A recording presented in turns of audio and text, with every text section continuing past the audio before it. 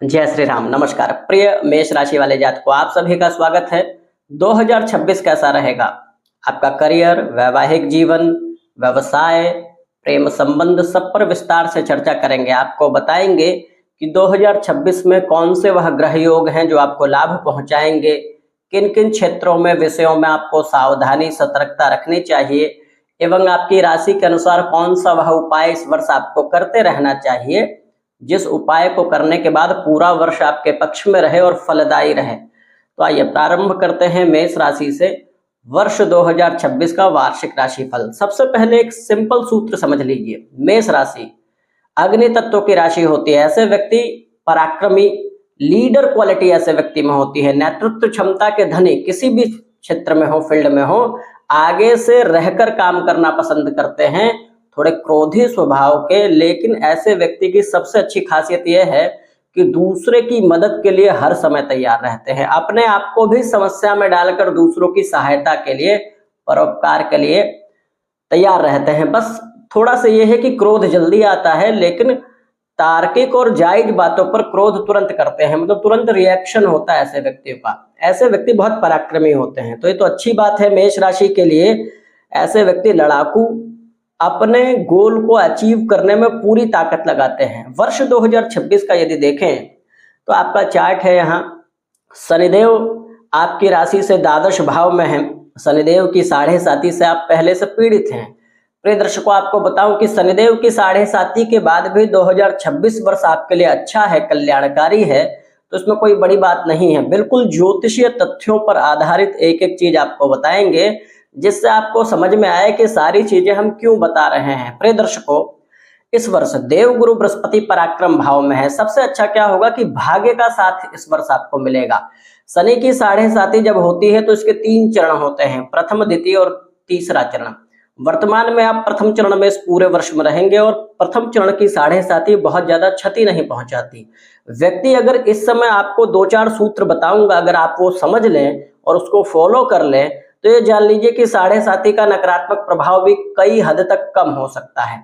7.5 क्या है? दुख, जो हमको जानना है। यदि हम पहले से समझ जाते हैं कि क्या प्रॉब्लम आने वाली है तो हमारा जीवन सरल हो जाता है। जैसे शत्रु को यदि आप समझ लें कि आपके शत्रु के पास कौन से शस्त्र हैं और वो किस प्रकार से आपको पीड़ित कर सकता है, तो रण में विजय प्राप्त होने के बहुत ज्यादा चांसेस बढ़ जाते हैं। यही ग्रह है। यदि आप ग्रहों को समझ लेते हैं तो आपके जीवन जीने की शैली और जीवन में आ रही चुनौतियां कम हो जाती हैं। प्रिय दर्शकों, भाग्य का साथ पूरे वर्ष मिलेगा।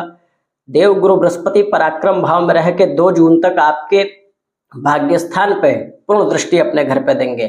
ये वर्ष नवीन कार्यों का है। यदि आपके मन में कोई नई प्लानिंग पहले से चल रही थी कि आप नए तरीके से अपने काम को प्रारंभ करें या कोई नया काम प्रारंभ करें, तो ये वर्ष आपके लिए कल्याणकारी है। यदि आप अपने जॉब में, अपने व्यवसाय में कोई नया परिवर्तन करना चाह रहे थे, कभी कभी होता है कि हम जॉब चेंज करना चाहते हैं और ऐसे चांसेस नहीं बन पाते, तो ये वर्ष आपके लिए है। ऐसे योग का निर्माण होगा जो आपके नौकरी पेशा जीवन को अच्छी तरह परिवर्तित कर दे, आपका उत्थान हो, उन्नति हो। सबसे अच्छी बात है कर्माधिपति शनि द्वादश भाव में है।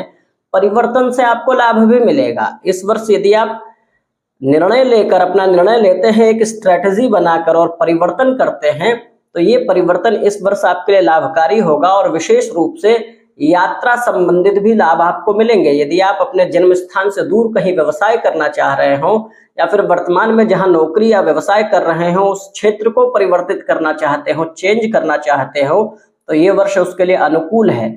यात्रा से लाभ, यदि विदेश गमन करके कोई यात्रा करना चाहते हो या व्यवसाय या नौकरी करना चाह रहे हो विदेश में, तब भी ये वर्ष आपके लिए पॉजिटिव सिद्ध होगा। सबसे अच्छी बात यह है कि द्वादश भाव में शनि है और देव गुरु बृहस्पति इस वर्ष 2 जून के बाद केंद्र में रहेंगे।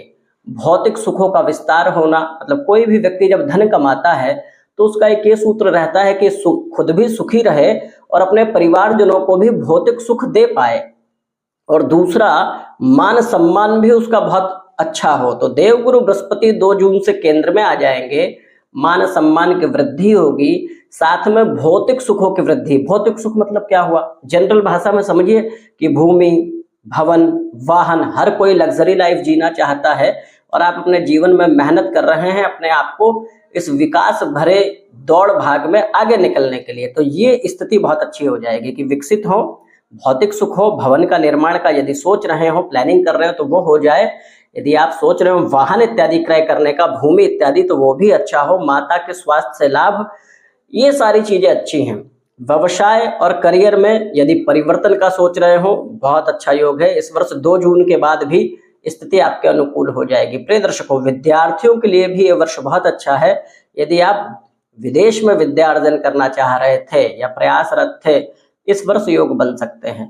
विद्यार्थी यदि कॉम्पिटिटिव एग्जाम की तैयारी कर रहे थे तो इस वर्ष उनको सकारात्मक रिजल्ट मिलने के पूरे योग हैं। दाम्पत्य जीवन नवीन स्थापित होना और पहले से दाम्पत्य जीवन में यदि कोई समस्या आ रही हो तो वो पटरी पे आ जाना, सुधार हो जाना, वो भी योग है। यदि मैं ये कहूँ कि मेष राशि के लिए ये वर्ष सुनहरा और बहुत अच्छा है तो कोई अतिशयोक्ति नहीं होगी। कुछ एक समय है जिसमें आपको ध्यान रखना होगा, भावुकता से कोई निर्णय ना लें। इमोशनल होकर लिया गया निर्णय आपके लिए अच्छा सिद्ध नहीं होगा। प्रैक्टिकल रहें। और पारिवारिक जीवन में कुछ चुनौतियां आपको 3 अप्रैल से लेकर 7 जून तक आ सकती हैं। मंगल चतुर्थ भाव में नीचस्थ हो जाएंगे। इस समय हो सकता है कि डिसीजन मेकिंग क्षमता प्रभावित हो आपकी और पारिवारिक समस्याएं कुछ उभरे। तो ये छोटा सा समय रहेगा 3 अप्रैल से 7 जून। यदि ऐसी समस्याएं इस बीच आती हैं तो ध्यान रखिए, संयम से काम लीजिए, संयम से निर्णय कोई लीजिए, ठीक रहेगी स्थिति। इस अवधि का ध्यान रखें। और 18 जून से 18 अगस्त तक देवगुरु बृहस्पति पुष्य नक्षत्र में रहेंगे। आपके त्रिकोण के स्वामी केंद्र में रहेंगे। राजयोग निर्मित होता है। यह केंद्र त्रिकोण राजयोग 2 जून के बाद आपके लिए निर्मित हो जाएगा। 2 जून से 31 अक्टूबर तक केंद्र त्रिकोण राजयोग का फल भी आपको मिलेगा और 18 जून से 18 अगस्त तक ये राजयोग और बलवान होगा क्योंकि पुष्य नक्षत्र में गुरु होंगे। स्थिति आपके अनुकूल है।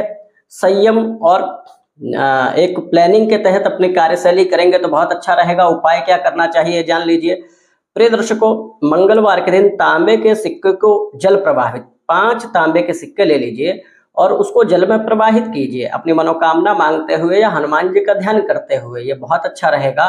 मंगलवार के दिन हनुमान जी को अनार का फल चढ़ाना और हनुमान जी की प्रतिदिन पूजा सेवा करना आपके लिए विशेष फलदायी इस वर्ष रहने वाली है। प्रिय दर्शकों, यह हमारा ज्योतिषीय आध्यात्मिक चैनल है। आप हमारे चैनल को जरूर से जरूर सब्सक्राइब करें, वीडियो को लाइक करें, शेयर करें एवं नए वर्ष पर अपनी प्रतिक्रिया इस वीडियो पर अवश्य दें। अभी के लिए धन्यवाद।